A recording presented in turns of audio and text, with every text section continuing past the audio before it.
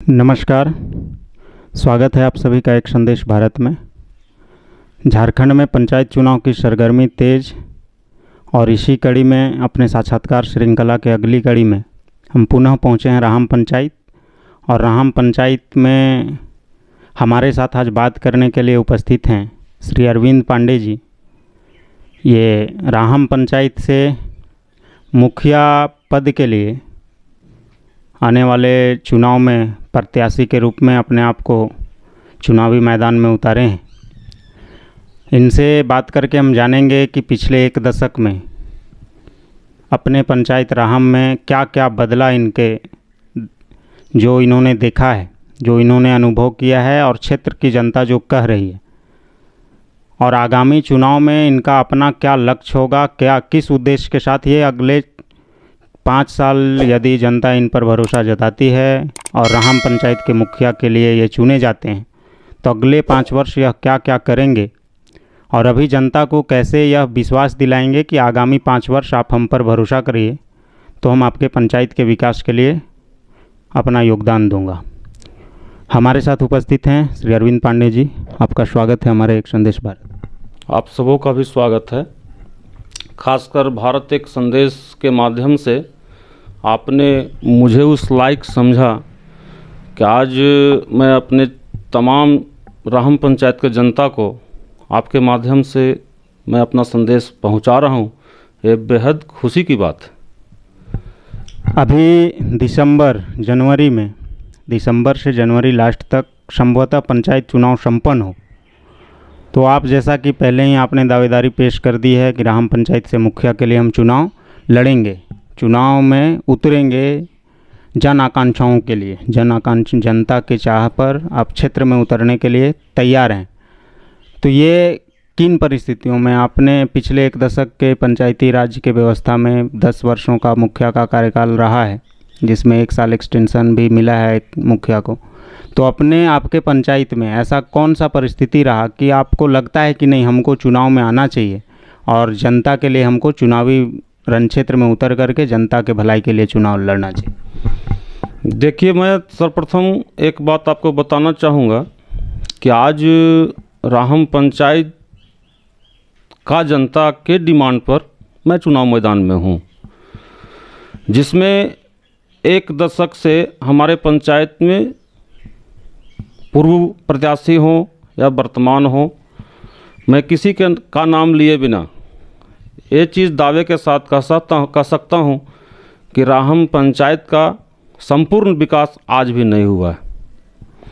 जिस ख्याल से राहम पंचायत की जनता मुझ पर भरोसा जताई है और उनके कहने पर मैं पंचायत चुनाव में आया हूँ, इसी माध्यम से मैं चाहूँगा कि आने वाला समय में उन तमाम जनताओं का जो हक अधिकार है उसको मैं दिला सकूं और उनका गिरभांश को मैं पूरा कर सकूं। अभी आपके क्षेत्र में, आपके पंचायत क्षेत्र में 2 परियोजना एनटीपीसी और मगध जो आपके राहम पंचायत क्षेत्र से सीधा टच करते हैं, उनका कार्यक्षेत्र आपके राहम पंचायत से है। इसके बावजूद आपके क्षेत्र के युवा बेरोजगार हैं। युवाओं का बात करने वाला कोई भी नेता, कोई भी जनप्रतिनिधि खुल करके युवाओं के पक्ष में कोई बात नहीं करता है। यदि आप चुनाव में आते हैं और आपको प्रतिनिधित्व करने का मौका मिलता है तो क्या आप पर युवा भरोसा कर सकते हैं कि आप युवाओं का आवाज़ बनेंगे? बिल्कुल कर सकते हैं, जिसका जीता जागता उदाहरण है कि एनटीपीसी के विरुद्ध विगत 10 महीना से हम सभी लोग 6 गाँव के भुरैयत आज भी आंदोलित हैं, जिसमें मुख्य रूप से मुआवजा बढ़ोतरी और यहाँ के बेरोजगार युवकों को रोजगार संबंधी लड़ाई लड़ा जा रहा है। आने वाला समय में आशा ही नहीं उम्मीद है कि हम सबों की मांग पूरा होगी। और जिस तरह से आपने पूछा कि आप हमारे क्षेत्र में एनटीपीसी और सीसीएल का कार्य क्षेत्र आता है, फिर भी यहाँ के युवा वर्ग, खास करके मजदूर वर्ग के लोग आज भी व्यवस्थापूर्वक यहाँ से पलायन कर रहे हैं, जो काफ़ी दुखद विषय है। यहाँ के प्रतिनिधि के द्वारा उन मज़दूरों का संज्ञान नहीं लेना, ये सबसे बड़ी दुर्भाग्य की बात है। खासकर जिस तरह से आप पंचायत के बारे में हमसे जानने का प्रयास किया या जानना चाहा, तो एक बार पुनः मैं आपका आभार जताना चाहता हूं और ये बात बढ़ चढ़ के बताना चाहता हूं कि राहम पंचायत में कुछ वैसे टोला मोहल्ला आज भी हैं जो अपने क्या कह सकते हैं उसको आज भी अपने अपने विकास के नाम पर आज भी आंसू बहा रहे हैं, जिसका जीता जागता उदाहरण आज भी चांतर के जादव मोहल्ला एक हुआ करता है। मैं अपने होश से जब भी मैं अपना होश संभाला हूँ उस समय से आज वहाँ का परिस्थिति सम वही है। दूसरा मासीलोंग भी है जहाँ आज भी कुछ रास्ते ऐसे हैं जिनको पार करना बहुत दुभर और कठिन है। ठीक उसी प्रकार नावाटांड़ और नावाटांड़ के बगल में सटा एक मरचाई टोला आज भी है जो अपने दंश उस विकास का दंश को झेल रहा है। आज भी बहुत दुर्भाग्य है कि वहाँ की आज भी कोई भी औरत अगर गर्भवती हो या कोई भी आदमी बीमार पड़ जाते हों तो उनको सिवाय डोली खटोली या मोटरसाइकिल के सिवा रोड पर आने का कोई सुविधा उनके सामने मुहैया नहीं है, जो काफ़ी निंदनीय विषय है। ठीक उसी तरह मतलोगा ग्राम को भी लिया जा सकता है। हमारे बगल में उमनिया टांड़ है जो भी आज भी विकास के नाम पर दंश झेल रहा है। एक काफ़ी सारी विडंबनाएं राहम पंचायत के लिए रही है, जिसको मैं अपने कार्यकाल में अगर जनता हमको चुन के लाती है तो सर्वप्रथम उन टोला, उन मोहल्ला, उन बेरोजगारों का समस्या को दूर करने का मैं प्रयास करूंगा।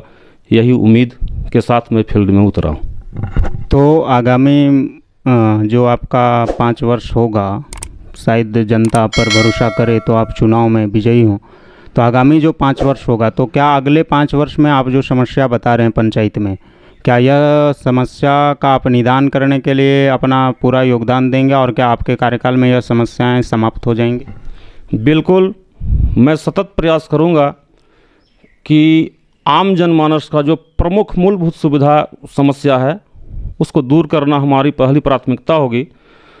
अभी इससे पूर्व में पंचायत में कुछ फंड का अभाव हुआ करता था, लेकिन फिलवक्त समय में आज राज्य सरकार के माध्यम से जो फंड का निर्वहन किया जा रहा है उसके अलावे माननीय डीसी महोदया भी उदार दिल का परिचय देते हुए डीएमएफटी फंड के तहत विस्थापित पंचायत को बहुत तवज्जो के साथ 2-2 करोड़ रुपए देने का काम किया, जो काफ़ी सराहनीय विषय है। तो इतना सारा पैसा होने के बावजूद भी अगर हमारे क्षेत्र का सड़क, पुल, पुलिया और बहुत सारी चीज़ें हैं, हॉस्पिटल, शिक्षा, इस सब में विकास नहीं होता है तो काफ़ी दुर्भाग्य का विषय है।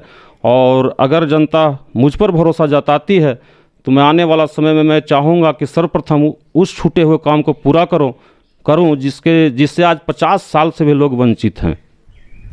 अभी आपके पंचायत में झारखंड सरकार ने सर्व शिक्षा अभियान के तहत झारखंड शिक्षा परियोजना के में मोहल्ला, लगभग मोहल्लाओं को कह सकते हैं कि मोहल्ला स्तर पर एक प्राइमरी स्कूल 5वीं क्लास तक की शिक्षा व्यवस्था के लिए खोल रखी थी, जिसको पिछले 2015-16 में बंद कर दिया गया है, जिससे उस क्षेत्र के बच्चे जो 5 वर्ष से नीचे के हैं वह सीधा 5 वर्ष से ऊपर के पहुंचने तक उस स्कूल से शिक्षा ग्रहण नहीं कर पा रहे हैं। तो ऐसे में क्या आप चुनाव जीतते हैं तो उन स्कूलों को खोलने के लिए कोई प्रयास करेंगे?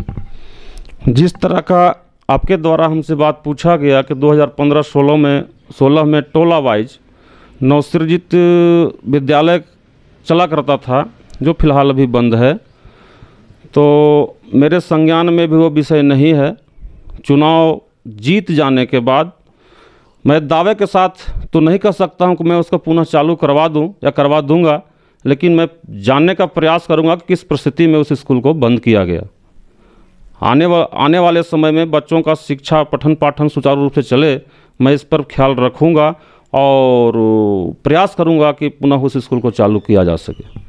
राहम पंचायत के लिए यह विडंबना है कि राहम पंचायत भवन में जो भी व्यवस्थाएं लगती हैं, वह चापाकल हो या सोलर पैनल सिस्टम हो, ये सारा सिस्टम या तो प्रतिनिधियों के ये नकारात्मक रवैये, उदासीन रवैये के कारण चोरी का सामना कर रहा है। वो सामान चोरी हो जाता है बार बार। ये एक आरोप है पंचायत भवन के ऊपर कि पंचायत भवन से बार बार सामान चोरी हो जाती है। यदि आप प्रतिनिधित्व करते हैं राम पंचायत तो इस स्थिति में आप उस चोरी को रोकने के लिए क्या प्रयास करेंगे और कैसे आप अपने पंचायत भवन को सुरक्षित करेंगे, चूँकि वही पंचायत का संसद है, वहीं से सारा कुछ पास होना है और वहीं से पंचायत का विकास होना है, और वही सुरक्षित नहीं है, वहीं से चोरी पर चोरी हो रहा है। तो इसको रोकने के लिए आप क्या प्रयास करें? देखिए, मैं सर्वप्रथम तो ये करने का प्रयास करूंगा कि जिस जगह पर हम लोगों का पंचायत भवन अवस्थित है, तो सर्वप्रथम आज हम लोग सभी लोग उस दंश को झेल रहे हैं कि आए दिन सुनने में आता है कि पंचायत भवन का सोलर प्लेट चोरी हो गया,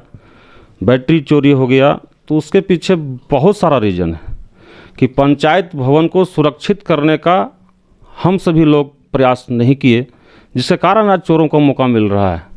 आने वाला समय में अगर बीते काल में अगर उस पंचायत भवन का बाउंड्री वॉल करके कटीला तार का प्रयोग किया गया होता और सोलर प्लेट जो चोरी का बार बार मामला आता है, तो आज भी के समय में ऐसा कहीं कोई विषय नहीं है कि केवल नट बोल्ट के सहारे आप प्लेट लगा के छोड़ देंगे तो चोर को प्लेट खोल के ले जाने में सहूलियत होता है।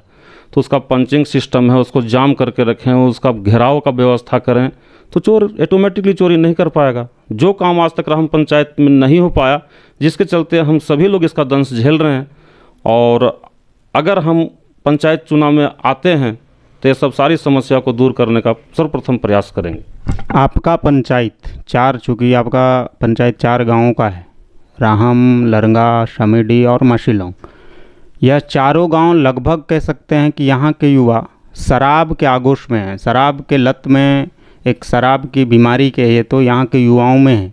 और इसके चपेट में आने से युवा तरह तरह के परेशानियों का सामना कर रहे हैं और बेरोजगारी का भी सामना कर रहे हैं। तो आप इस शराब का जो खेल है, शराब से जो युवाओं को नुकसान हो रहा है, इसको लेकर के क्या प्रयास करेंगे? चूँकि शराब में जो लोग शराब की बिक्री में संलिप्त हैं, उनका साफ साफ कहना है कि हम बेरोजगार हैं और शराब के सिवाय हमारे पास कोई रोज़गार नहीं है। तो इसके लिए आप ग्राम स्तर पर, पंचायत स्तर पर क्या ऐसी व्यवस्था करेंगे कि उन महिलाओं को जो शराब बेचने में संलिप्त हैं, शराब बेच रहे हैं, उन लोगों को रोज़गार उपलब्ध अपने पंचायत स्तर पर, गांव स्तर पर हो? इसके लिए क्या कुटीर उद्योग, लघु उद्योग के ये में आप क्या करेंगे कि ये शराब के आगोश से आप अपने पंचायत को शराब मुक्त बना सकें? जैसा कि कहावत में लोग कहा करते हैं कि खाली दिमाग शैतान का, तो जिस आदमी के पास रोज़गार नहीं होगा तो अपना जीविकोपार्जन चलाने के लिए कुछ न कुछ तो धंधा करेगा ही। सर्वप्रथम हमारे पंचायत में शिक्षा का अभाव है, शिक्षा का कमी है। दूसरा है बेरोजगारी कुट कुट के ब्यात, जिससे नकारा नहीं जा सकता है। तो अभी फ़िलहाल रोज़गार चलाने के नाम पर हमारे पंचायत की महिलाएं दारू बनाकर बेचती हैं और हमारे नौजवान उसका सेवन करके गलत रास्ते पर जा रहे हैं। तो आने वाले समय में मैं प्रयास करूंगा कि उन महिलाओं को उद्योग, कुटीर उद्योग से जोड़कर उनको व्यस्त करूं, ताकि उनका दिल दिमाग दारू की तरफ नहीं जाए। अपना खुद का उनका बिजनेस हो, खुद का उनका व्यापार हो, जिसमें अब व्यापार करके अपने घर परिवार का निर्वहन कर सकें। और वैसे लोग जो आज दारू के आदी होते जा रहे हैं, मैं पंचायत चुनाव में आने के बाद वैसे युवा वर्ग को रोज़गार से जोड़कर उनको सतत प्रयास करूंगा कि आप गलत रास्ते पर न जाएं और अच्छे रास्ते पर चलें, जिसके आपका घर परिवार कम से कम बर्बाद होने से बच जाए और आप नशापान नहीं करें। मेरा ये भी मुहिम है और शामिल रहेगा। आपके पंचायत के युवा खेल के क्षेत्र में भी बेहतर प्रदर्शन कर रहे हैं। आपका राहम गांव, सीधा सीधी राहम पंचायत से राहम गांव क्रिकेट के क्षेत्र में, फुटबॉल के क्षेत्र में बहुत अच्छा यहाँ खिलाड़ी हैं, बहुत अच्छे लोग यहाँ खेलते हैं। उन्हें विशेष प्रोत्साहन नहीं मिल पा रहा है, उन्हें विशेष सहयोग नहीं मिल पा रहा है या उचित मंच नहीं मिल पा रहा है। तो ऐसे में यदि आप मुखिया बनते हैं तो उन खिलाड़ियों के प्रतिभा को निखारने के लिए क्या व्यवस्था करेंगे, ताकि खिलाड़ियों का जो अपना कला कौशल है वो राष्ट्रीय स्तर पर, अंतर्राष्ट्रीय स्तर पर उजागर हो सके और देश विदेश में उनका जो कला है या कुशलता है, जो योग्यता है, वो देश विदेश तक पहुंच पाए? सबसे पहला, मैं पंचायत में आने के बाद आऊं या ना आऊं, लेकिन मेरा एक मुख्य उद्देश्य है कि यहाँ के जितने भी युवा वर्ग हैं जो खेल से प्रेम रखते हैं और काफ़ी टैलेंट उनमें है, काफ़ी प्रखरता उनमें छिपा हुआ है, जिसको निखारने का हम सबों को आवश्यकता है। व्यक्तिगत कोई भी आदमी बात को बोले तो निखारा नहीं जा सकता, उसके लिए एक जनसमूह की आवश्यकता पड़ती है। और जनसमूह जब तैयार होगा तो उसमें खेल प्रतिभागी शामिल होंगे और अपना प्रतिभा को निखारने का उनको मौका मिलेगा। लेकिन दुर्भाग्य हम लोग के साथ क्या है कि हम लोग के क्षेत्र में आज भी खेल मैदान के रूप में एक भी स्टेडियम का निर्माण कहीं नहीं हुआ है, जिसके चलते सही पटल हमारे खिलाड़ियों को नहीं मिल पाता है और अपने प्रतिभा का निखार नहीं कर पाते हैं। तो मैं अपने कार्यकाल में आने के बाद सर्वप्रथम मैं चाहूँगा कि एक स्टेडियम का निर्माण हो और उसमें हमारे क्षेत्र के प्रतिभागी बढ़ चढ़कर हिस्सा लें। पंचायत ही नहीं, पंचायत के बाद प्रखंड, प्रखंड के बाद जिला और जिला के बाद स्टेट लेवल तक खेलें, ये हमारा प्रबल मंशा है। और इतना सारा सुविधा होने के बाद अगर हम सबों के बीच एक स्टेडियम नहीं है तो काफ़ी दुर्भाग्यपूर्ण का बात है। आने वाले विगत 1 वर्ष पूर्व हमारे बाईपास रोड में एक ग्राउंड है जिसमें हम लोगों का क्रिकेट का आयोजन हुआ था और माननीय विधायक जी आए थे और उस दरमियान घोषणा किए थे कि आने वाले 15 दिनों में मैं इसको CCL से कहकर लेवलिंग का कार्य कराऊंगा, जो आज तक नहीं हो पाया। तो इस तरह से बोल के आदमी को कभी पीछे नहीं हटना चाहिए और अपने चुनाव में आके मैं ये भी प्रयास करूंगा कि हमारे पंचायत में एक स्टेडियम का निर्माण हो जिसमें हमारे प्रतिभागी बढ़ चढ़कर हिस्सा लें और पंचायत ही नहीं स्टेट लेवल पर जाके अपने प्रतिभा का निखार करें। आपका पंचायत कृषि बहुल क्षेत्र भी है, यहाँ ज़्यादातर किसान हैं जो खेती गृहस्थी से सीधा सीधा जुड़े हुए हैं। अभी भारत के प्रधानमंत्री के द्वारा प्रधानमंत्री PM किसान योजना एक चलाया जा रहा है जिसमें किसानों को साल भर में 6,000 रुपया दिया जाता है। अभी कुछ दिनों से आम किसान जो वास्तविक किसान हैं उनका PM किसान के लिस्ट से नाम कट गया है। इस स्थिति में क्या आप मुखिया का चुनाव जीत करके आते हैं तो उन किसानों को PM किसान का लाभ हो, जो जेन्युइन किसान हैं, जो सही में किसान हैं, उनको उस PM किसान का लाभ हो, इसके लिए आप क्या प्रयास करेंगे? और क्या आप अपने स्तर से कोई ऐसा सर्वे कराएंगे जिनका जो सही किसान है उनको अंचल से संपर्क करके उनको PM किसान से सीधा सीधा लाभ दिलवाने का प्रयास करें? जी, मैं पंचायत चुनाव में अगर चुन के आता हूँ तो केवल PM किसान योजना के तहत ही किसान का हक अधिकार को छीना जा रहा है, ऐसा कहीं कोई बात नहीं है।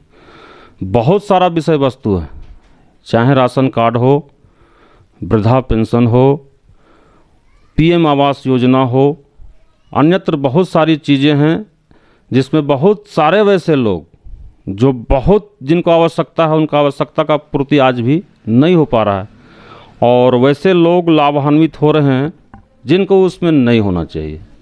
तो काफ़ी दुखद विषय है। तो जो उसके दायरे में आते हैं सर्वप्रथम उनका काम होना चाहिए और जो उसके दायरे में नहीं आते हैं उनको भी प्रायोरिटी लिस्ट पर रखिए, लेकिन जो बहुत जिनको ज़रूरत है फर्स्ट प्रायोरिटी लिस्ट में उनका नाम आना चाहिए, उनका काम होना चाहिए।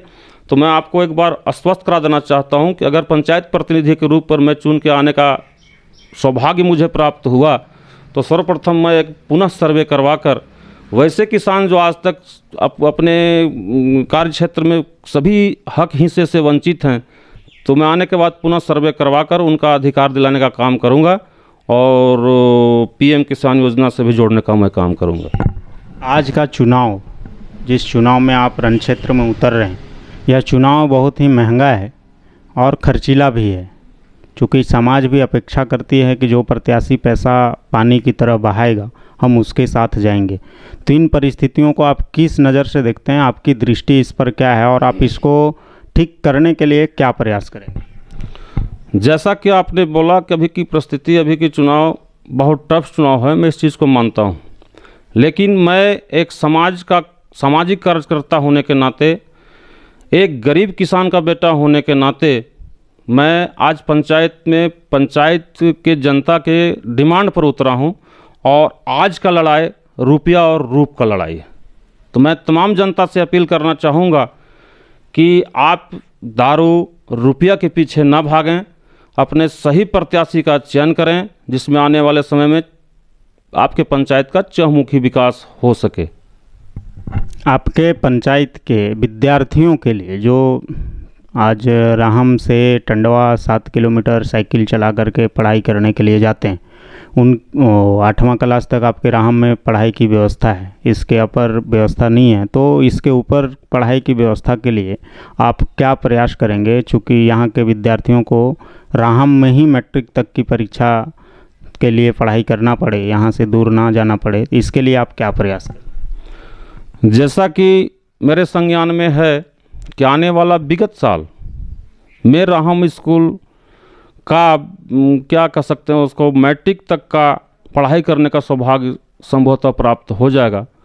और तत्पश्चात जब मैट्रिक तक हमारे स्कूल में व्यवस्था बच्चों की पढ़ाई करने की हो जाती है तो काफ़ी खुशी की बात है। और हाल में जैसा मुझे मेरे संज्ञान में है कि आने वाला 2022 तक राहम स्कूल का इम्प्रूव हो जाएगा और ये मैट्रिक क्लास के विद्यार्थियों तक पठन पाठन करने के लायक हो जाएगा, यही हमको संज्ञान। अभी चुनाव में, चूँकि चुनाव अब नज़दीक है, बहुत जल्द इसका बिगुल बज जाएगा, तैयारी चुनाव आयोग से लेकर के झारखंड सरकार ने लगभग पूर्ण कर ली है।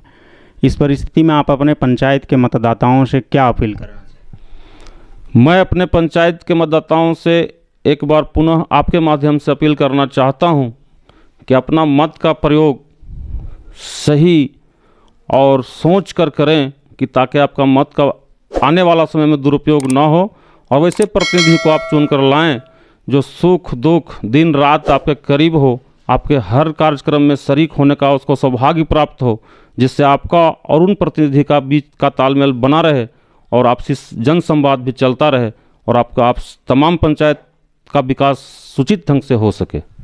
नेताओं पर एक आरोप लगता है कि वह चुनाव जीतते हैं, चाहे छोटा चुनाव हो या बड़ा चुनाव हो, चुनाव जीतते ही जनता से दूर हो जाते हैं। तो क्या आप भी चुनाव जीतेंगे तो ऐसी जनता से दूर हो जाएंगे या आप जनता के साथ जुड़े रहेंगे? जनता को क्या विश्वास दिलाना चाहिए? सर, मैं आपके माध्यम से जनता को ये संदेश देना चाहता हूँ कि मैं कोई नेता नहीं, मैं कोई अभिनेता नहीं हूँ। मैं एक किसान का बेटा हूँ, आपके बीच का बेटा हूँ। तो आपके माध्यम से मैं अपने पंचायत के तमाम जनता को संदेश देना चाहता हूँ कि मैं अरविंद पांडे, अगर आपके माध्यम से मुझे सौभाग्य प्राप्त होता है कि मैं पंचायत प्रतिनिधि के रूप में आपके द्वारा चुनकर आता हूँ, तो आने वाले समय में मैं आशा ही नहीं पूर्ण विश्वास आपको दिलाना चाहता हूँ कि अपने कार्यकाल के दरमियान आपको इस चीज़ का भाव कभी नहीं होगा कि हमारे बीच या आपके बीच आपका मुखिया उपस्थित नहीं है। मैं पुनः एक चीज़ का संज्ञान आपको बताना चाहता हूँ, जैसे नेता या अभिनेता का रोल जुदा होता है, हम एक आम जनता हैं और एक आम जनता के तरह आपके तमाम पंचायत के जनता के साथ मैं पेश आऊँगा, इसका भरोसा दिलाना चाहता हूँ। तो आप देख रहे थे हमारे साथ राहम पंचायत से आने वाले चुनाव में मुखिया पद के लिए चुनावी रण क्षेत्र में उतरने की घोषणा कर चुके श्री अरविंद पांडे जी थे। आपका बहुत बहुत धन्यवाद हमारे साथ समय देने के लिए। आप जनता से भी हमारा अपील होगा, ऐसे हर एक प्रत्याशियों का आप निष्पक्ष होकर के, किसी पूर्वाग्रह से दूर होकर के, उनके योग्यता को, उनके कार्य क्षमता को आकलन करके अपने पंचायत, आपके पंचायत के लिए जो भी सही उम्मीदवार होंगे उन पर आप भरोसा करें। और ऐसे सभी प्रत्याशियों का साक्षात्कार देखने के लिए आप हमारे वीडियो को यदि फेसबुक में देख रहे हैं तो हमारे फेसबुक पेज को लाइक करें, यूट्यूब में देख रहे हैं तो हमारे चैनल को सब्सक्राइब करें। धन्यवाद।